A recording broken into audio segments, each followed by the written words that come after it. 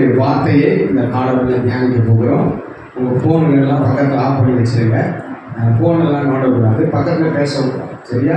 கர்த்தருடைய வார்த்தையை கேட்கும்போது நீங்கள் கவனமாக கேட்கணும். ஒருவேளை சந்தேகம் எதனா வேணும்னா ஆராதனை முடிஞ்ச உடனே நம்ம எல்லாம் கலந்து பேசி நம்ம என்ன பண்ணலாம், கற்றுக்கொள்ளலாம். அல்லேலூயா. சத்தம் வர சொல்லுங்க, எல்லாம் கவனிங்க. நம்முடைய தேவன் அன்பாய் இருக்கிறார், ஆவியாய் இருக்கிறார், வெளிச்சமாய் இருக்கிறார், அக்கினியாய் இருக்கிறார் அப்படின்னு பல கோணங்களிலே நம்முடைய ஆண்டவரை குறித்து வேதம் நமக்கு சொல்லிக் கொடுக்கிறது. ஆமென் சொல்லுங்க.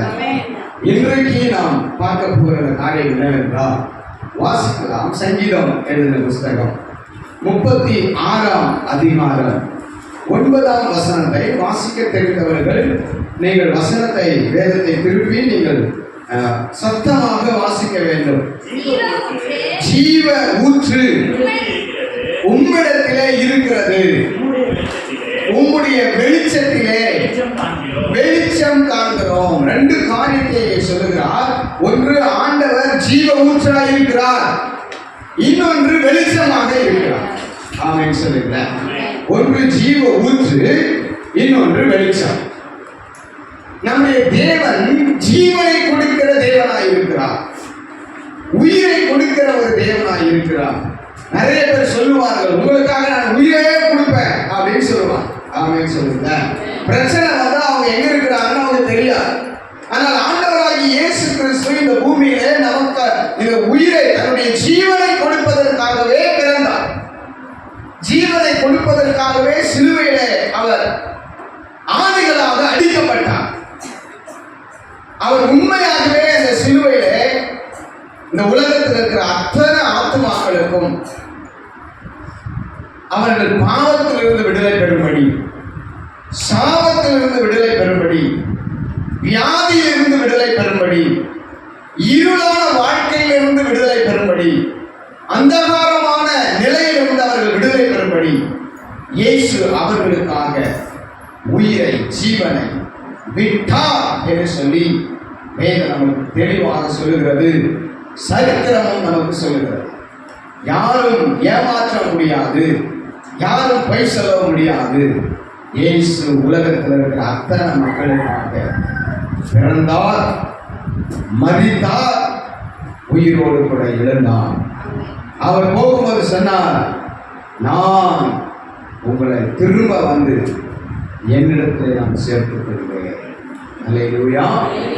அதற்கு அவர் மிகப்பெரிய ஒரு காரியத்தை சீசர்களை பார்த்து சொன்னார். நீங்கள் மேல் வீட்டிலே பரிசுத்த ஆவி உங்களிடத்தில் வரும்படியாக நீங்கள் காத்திருங்கள். அப்பொழுது பரிசுத்த ஆவியானவர் உங்கள் மேல் வருவார், உங்களை நிரப்புவார், உங்களை ஆளுகை செய்வார். என்னுடைய வருகைக்கு அவர்தான் உங்களை ஆயத்தப்படுத்துவார் என்று சொல்லி ஆண்டவர் இயேசு சொல்லி போயிருந்தார். அந்த ஆவியானவரை குறித்துதான் இந்த வேத பகுதி சொல்லுகிறது. ஜீவ ஊற்று உம்மிடத்திலே இருக்கிறது. அல்லேலூயா. வேதம் சொல்லுகிறது, எந்த மனுஷனையும் பிரகாசிக்கிற ஒளியே அந்த மெய்யான உண்மையான ஒளி, அந்த உண்மையான வெளிச்சம், அந்த உண்மையான தேவன். அவர் சொல்லுகிறார், வெளிச்சத்தின் மேல் வெளிச்சம் காண்கிறோம். அல்லேலூயா. வெளிப்படுத்தல் புஸ்தகம் 22ஆம் அதிகாரத்தில் 11ஆம் வசனத்தை 10ஆம் வசனத்துல நம்ம வாசிக்கும் பொழுது அங்கே என்ன சொல்லுகிறார்? ஆண்டவருடைய வார்த்தை என்ன சொல்லுகிறது? அநியாயம் செய்கிறவன் இன்னும் அநியாயம் செய்யட்டும், அசுத்தமாய் இருக்கிறவன் இன்னும் அசுத்தமாய் இருக்கட்டும், நீதி செய்கிறவன், நீதி உள்ளவன் இன்னும் அதிகமாக நீதியான காரியங்களை செய்யட்டும், பரிசுத்தம் உள்ளவன் இன்னும் அதிகமாய் பரிசுத்தமாய் வாழட்டும். அதுதான் வேதம் இங்கே சொல்லுகிறது. சங்கீதக்காரன் சொல்லுகிறார், தேவ மனிதன் தாவீது சொல்லுகிறார், உம்மிடத்திலே ஜீவ ஊற்று இருக்கிறது, அந்த ஜீவ ஊற்றிலே வெளிச்சத்திலே வெளிச்சம் காண்கிறோம். அல்லேலூயா. ஆசீர்வாதத்தின் மேலே ஆசீர்வாதத்தை காண்கிறோம், சுகத்தின் மேலே சுகத்தை காண்கிறோம், பலத்தின் மேலே பலத்தை காண்கிறோம், பாதுகாப்பின் மேலே பாதுகாப்பை காண்கிறோம். கிரியை செய்கிறார், மனிதனுடைய வாழ்க்கையிலே அவர் எப்படி கடந்து வருகிறார், எப்படி கிரியை செய்கிறார், மனிதன் என்ன செய்ய வேண்டும், மனிதன் என்ன செய்தால் அந்த ஊற்றாகிய தேவன் மனிதனுக்குள்ளிருந்து கிரியை செய்ய முடியும் என்பதை நீதிமொழிகள் எழுதின புஸ்தகம் 4ஆம் அதிகாரம் 23ஆம் வசனத்தை நாம் வாசிக்க கேட்போம். நீதிமொழிகள் 4:23.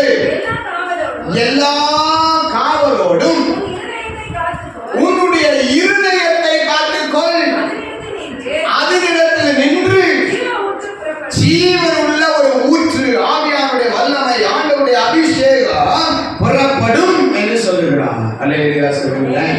அப்ப ஆண்டவரிடத்துல இருக்கிற அந்த ஜீவ ஊற்று, அந்த வல்லமை உங்களுக்கும் எனக்கும் வேண்டுமானால் நாம் என்ன செய்ய வேண்டும்? நம்முடைய இருதயத்தை நாம் காத்துக்கொள்ள வேண்டும். அல்லேலூயா சொல்லுங்களேன். எதை காத்துக்கொள்ளணும் சொல்லுங்க, வாய்ப்பு சொல்லுங்க. எப்படி காத்துக்கணும் சொல்லுங்க.